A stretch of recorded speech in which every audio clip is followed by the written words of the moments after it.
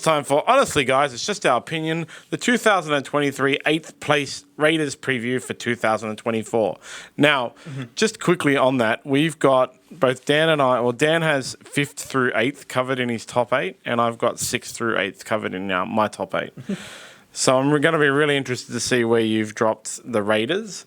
Yeah. Their gains for the year is Zach Hosking, Simi Sasagi, Morgan Smithies, and Kyo Weeks. Not much doing there, John. Their losses, Jared Croker, Matt Frawley, Brad Schneider, Harley Smith-Shields, Sammy Valamai, and Jack Whiten. Yeah, so the three that we're looking at clearly there, or the two that really stand out are Jack Whiten and Jared Croker. They lost their centres. Yeah, and you could also, maybe as a third wheel there, you'd throw Sammy Valamai onto the end of that, John. That's three really big losses they have and not really any gains of note, John, to be totally honest. So I think that's really going to put them in a real spot, John. I think they were fortunate last year to scrape into the 8, and that's all they did. They scraped into the 8. Yeah, they lost a bunch of their last matches. Yeah, lost in that first week of the finals in that thrilling extra time final against Newcastle.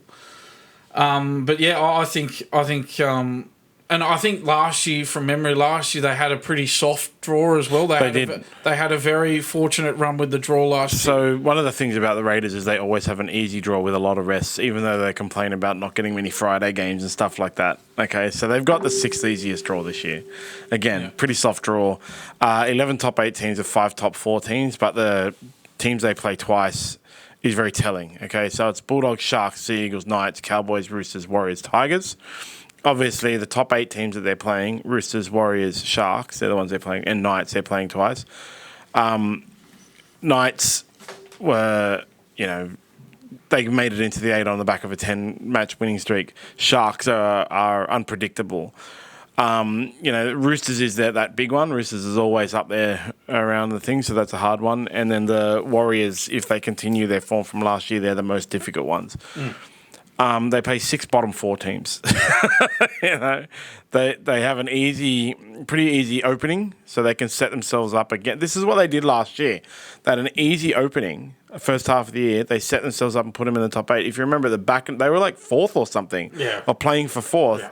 Back into the year, they lost all their matches. They play Knights, Tigers, Warriors, Sharks, Eels, Titans.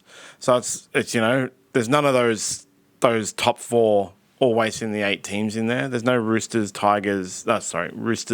Storm, Panthers in there.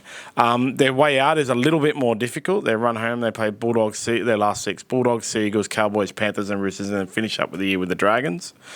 So they can set themselves up at the beginning of the year, potter along through the year around the 8, and then finish up the year with a pretty easy run where they might just drop a couple, and that can get them into the 8. But you've got to look at those gains and losses, and you've got to see who the coach is, which is Ricky Stewart. We made no secret about the fact that we think he's the most overrated coach in the NRL. He has a very poor win percentage. He doesn't win premierships. He always has an excuse. Yeah, we did. Just to point out for our viewers and our listeners, John, we've got a video called "The Most Overrated NRL Coach." If you type that into YouTube, I believe that's got a lot of views, John, on YouTube. That video we did on the most overrated. A lot of comments. So we go right into Ricky Stewart's record very deeply in that video. Yep. And we really pick it apart. John, no premiership win since 2002 for Ricky Stewart. Multiple wooden spoons. And that was his first year as an NRL coach. Since coaching the 2004 grand final with the Roosters, he's only reached 1 grand final. That was in 2019. So that's in the last 20 years now, John, only 1 grand final appearance.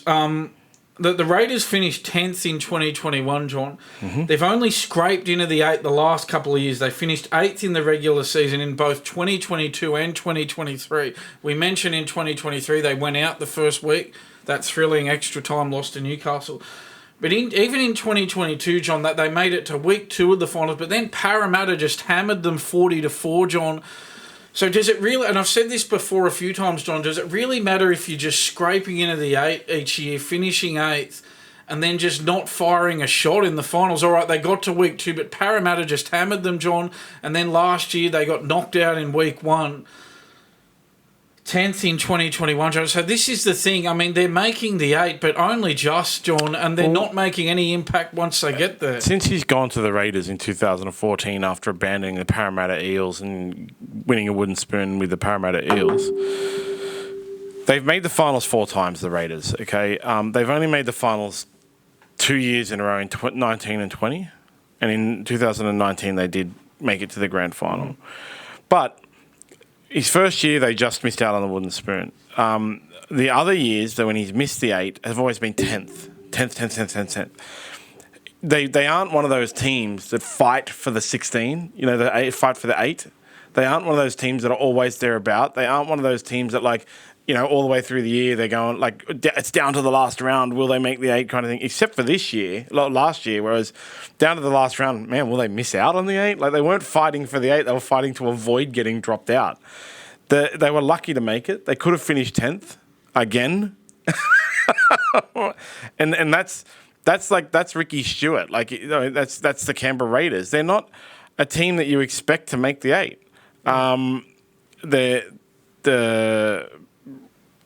They're not even a team that you expect to fight for the 8. Like I said, yes, 4 times in the past 10 years they made the 8. And that's the thing. 4 times they've made the 8 in 10 years. And when they're getting, most of the time, apart from 2019, obviously, when they made the grand final, most of the time they're just scraping in and not having an impact. So that's where I'd go. If I'm the Canberra hierarchy, the CEO, I'm looking at, you can almost go, well, if you don't make the top 4, if you're finishing in the 5 to 8 positions, and you're not getting to the prelim final, if you're getting knocked out in week 1 or week 2, and especially if you're not really competitive in those weeks, like getting thrashed in week 2 as they did in 2022, well, really, is there really any difference between doing that and finishing outside of the top 8? Finishing 10th. There's not a whole lot of difference there, John. No. So, but his mates in the media they'll gloss over all of that, John. They'll ignore what Canberra actually did when all they did, John. In reality, all they did was scrape into the 8 in 2022 and scrape into the 8 in 2023, and made no impact on the finals whatsoever. That's the reality, John. But his mates in the media will just say, "Oh, Ricky Stewart's made the finals the last 2 seasons." Yeah. They'll spin it, John. They won't go into any detail. They'll give him special treatment. They won't spin it with other coaches who they don't like so much for whatever reason. But with Ricky Stewart, the spin will be there, and his mates will look after him and overlook these details that we've gone into, John. Happens year after year. And he'll come into just to correct one thing. When I said the only time they've made it twice in a row, I meant prior to last year. Yeah, right. Okay. Yeah. Okay. Because I know that people on the internet will pick that apart. Just calm down. But he'll come in every week. He'll come in with his excuses. Referees rob them. The team hasn't been able to spend the salary cap. We can't attract players. We have to go to England. Even England players don't want to play for us anymore. Yeah. All of these excuses that he always has, and the media will come up with statistics to prove it. Yeah. Yeah, they'll just use whatever statistics fit their argument. They'll be selective. He always comes up with something, and they go and find 20. There's always that shot in the newspaper, on the internet, where it has 9 stills of proof of what Ricky Stewart said is right. Yeah. They're always, every single year, it'll be he'll talk about how we never get penalties in the play the ball. We never get penalties in the ruck, and it'll show 9 or 12 clips of where Ricky Stewart's coached Canberra Raiders should have got a penalty, and Ricky Stewart's right. But that just goes back to Dean Young was the best forward on the field in the 2008 State of Origin. Yeah, and meanwhile, I've said a whole lot of things. The most glaring thing is with Ricky Stewart is no premiership since his first season in 2002. And the other thing is, since making the grand final in 2004, only one other grand final appearance. Only one grand final appearance in 20 years, and he's still got a gig. But, John, So you get, meantime, you'll still get people like Phil Rothfield come out and say that he should be the State of Origin coach, even despite everything we've just talked about. Yeah, it was he withdrew his name before he was asked. Yeah, so Phil Rothfield's still throwing him out there as a State of Origin coaching candidate in 2023 when the position was up for debate. According to Phil Rothfield of the Daily Telegraph, Ricky Stewart can do no wrong. When Paul Kent was on NRL 360, Ricky Stewart could do no wrong. It was completely ridiculous, some of the defences that Paul Kent would often make of Ricky Stewart and of his record. And it was a ridiculous agenda. It was hopeless. It was just unbelievable, John. It was just staggering. It was jaw-dropping, some of the defences Paul Kent used to make of Ricky Stewart. Have you got a round one team, by the way? Because I'm really interested, actually. Because it does. We're talking about Ricky Stewart because this does come down to Ricky Stewart. Canberra is all about Ricky Stewart. We got to know what Ricky Stewart's doing. He's protected. He doesn't do very well. He's got a 50% win rate overall. I'll go into the team in a second, John. But even when, he called Jamin Salmon a weak-gutted dog in the press conference. Yeah, that's always a weird insult. Paul Kent even tried to defend that, if you can believe that. But anyway, John, they're round one team. My predicted round one team. I got Chevy Stewart at fullback. I got Jordan Rapana and Nick Kotrick on the wings. Ethan Strange and Matt Tomoko in the centres. Yeah, I think. And then you got Ko Weeks and Jamal Fogarty in the halves, John. So just looking at that, there's not a whole lot doing from 1 to 7. Willie Mason's going to have a lot to say about that on his podcast. Yeah. Well, if he's having a go at the Knights spine, he might want to turn his attention to the Raiders spine. But maybe he's a mate of Ricky Stewart's as well. I'm not sure. They all? Josh Papali and Joseph Tarpany in the front row. Zach Wolford at hooker. Hudson Young and Elliot Whitehead in the back row. Morgan Smithies at lock. On the bench, I've got Tom Starling, Emre Gula, Pasami Solo, and Zach Hosking on the bench. John. There's nothing in that team that stands out except perhaps their starting props. They've got some good starting props. The rest of it is... Papali and Tarpany, yeah. Yeah, like good starting props. The rest of it is... It doesn't look good for them.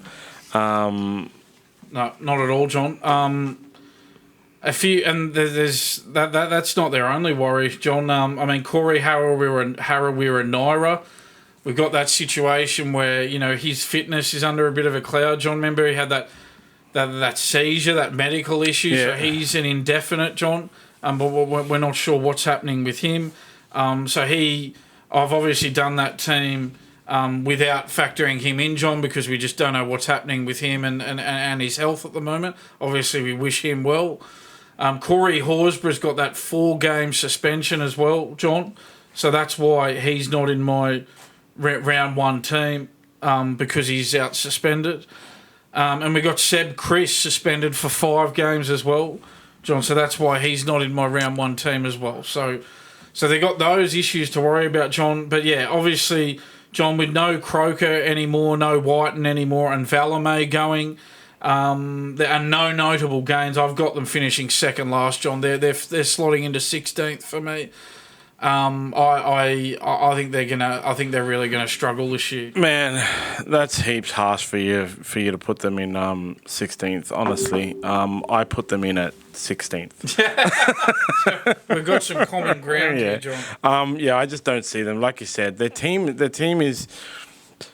Every single professional rugby league player, deserves to be a professional rugby league player and has achieved something. Man, even if you play one NRL game, you've achieved something for life, okay?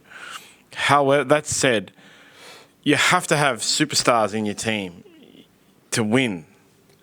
And unfortunately for Canberra right now, they don't have a lot of enough superstar power. They don't have enough creativity. They don't have enough X factor, whatever the hell you want to call it. They got some good starting props, and then they go light without their starting props. You're going to see periods throughout the year where both of those starting props are off the field, and I have a feeling that that's going to be the parts where Canberra get dominated up the middle and other teams just score massive amounts on them. And then this is, we just talked about Rabbitohs are an if but, Cowboys were an if but, Sea Eagles were an if but there's the Raiders I see no but. It's just I think they'll finish 16th. Yeah. I think they're gonna start out poorly. They're gonna get smashed up the middle of the year, and they're gonna finish up poorly. Yeah, and Ricky Stewart's mates in the media will make every excuse under the sun. If they get a couple of injuries, they'll say that they got a widespread injury toll. Sorry, John, I'm not sure what you had, how difficult their draw is. It was 6th easiest. Okay, so because it's the 6th easiest, they'll ignore the draw. That won't be part of their analysis. They'll just look at, if there's any injuries, they'll make that excuse, and they'll use the excuse of, losing those 3 quality players and not being able to sign anyone as well. Yeah. Even though it's the responsibility, recruitment and retention is the responsibility of the coach as well. But that'll just get overlooked, John. His mates in the media will look after him, and he'll never be under any pressure. Exactly. Yeah. That's, honestly, guys, it's just our opinion part 2 for the day for the Raiders. Next, on Thursday, it will be... Who was it next? I'm so bad. I actually should have noted it down so I don't look like a just time filler. Roosters and the Sharks we'll do on Thursday. Right. That'll be exciting. I got some things to say about the Roosters. Okay. Remember, Trent Robinson is basically